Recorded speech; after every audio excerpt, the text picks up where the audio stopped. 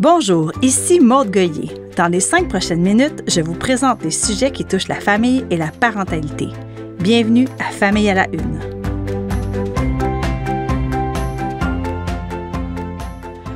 Le sentez-vous? C'est dans l'air, ça sent la fin des classes et ça sent les vacances.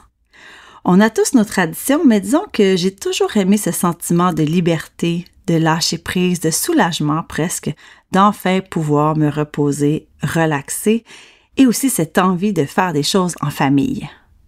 Il me semble que rendu fin juin, on a tous envie de se déposer, de ralentir et de souffler. C'est vrai que ça fait du bien. J'étais donc dans cet état d'esprit lorsque j'ai reçu les confidences d'éducatrices en garderie qui m'ont raconté, un peu désemparées, que plusieurs enfants passent l'été au CPE. Elles me disaient à quel point ça leur brisait le cœur et honnêtement, je les comprends. Loin de moi l'idée de jeter la pierre aux parents. On le sait, certains n'ont pas de congé, pas de vacances, certains cumulent les emplois, certains ne peuvent tout simplement pas se le permettre. La situation économique actuelle nous force à faire des choix, à comprimer nos horaires, à travailler et à travailler beaucoup. Tout cela n'est pas à juger. Cela étant dit, certains parents semblent surtout intéressés non pas à prendre congé de leur travail, mais à prendre congé de leurs enfants. Certaines éducatrices m'ont confié qu'il n'est pas rare que le formulaire vacances de leur établissement ne soit tout simplement pas rempli par les parents. Car même s'ils prévoient prendre une semaine ou deux de vacances, ils laissent les enfants au CPE. Je n'ai pas de statistiques à ce sujet, mais plusieurs me disent que ce phénomène s'est amplifié depuis la pandémie. Je ne sais pas ce que ça dit de nous, de notre époque. Sommes-nous trop à la course? Trop essoufflés par la routine? Est-ce un signe de notre individualisme grandissant? Est-ce un signe du manque d'aide, de relevailles, de support que connaissent plusieurs familles? Chose certaine, ce ne sont pas à nos tout-petits de payer. Ils ont droit, eux aussi, à des vacances sans horaire, sans repas, activités et siestes programmées dans une vie de groupe.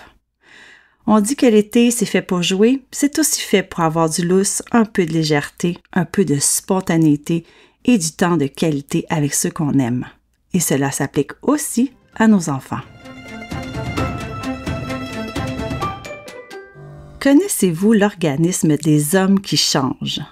Fondé il y a 2 ans à Montréal, cette OBNL a pour mission d'accompagner les hommes et les organisations dans l'identification, la mise en valeur et l'adoption de codes masculins positifs.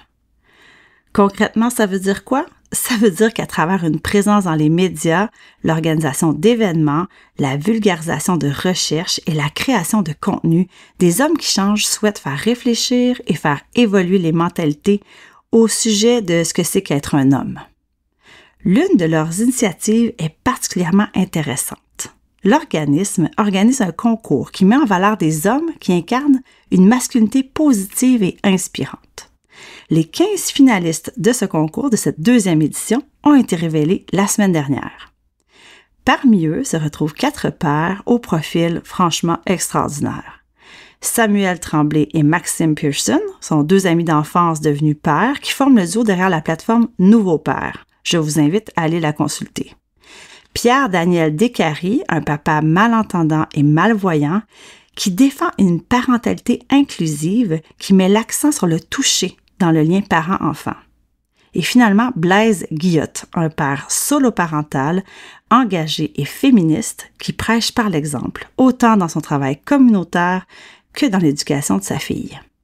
Voilà 4 modèles de parentalité de masculinité sensible et assumée. Je ne sais pas pour vous, mais moi, avec tout ce qui se passe en ce moment, je sais pas, je trouve que ça fait du bien.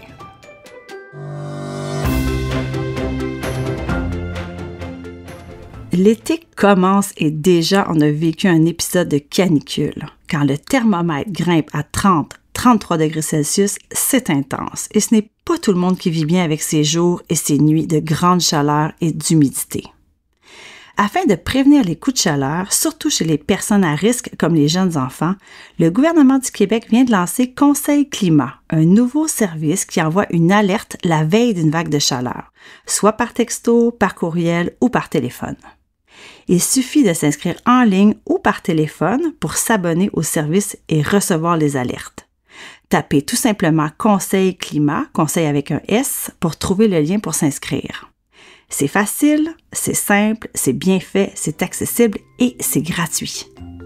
Bon, là-dessus, le temps file et il faut que je me sauve. Merci d'avoir été là et à bientôt.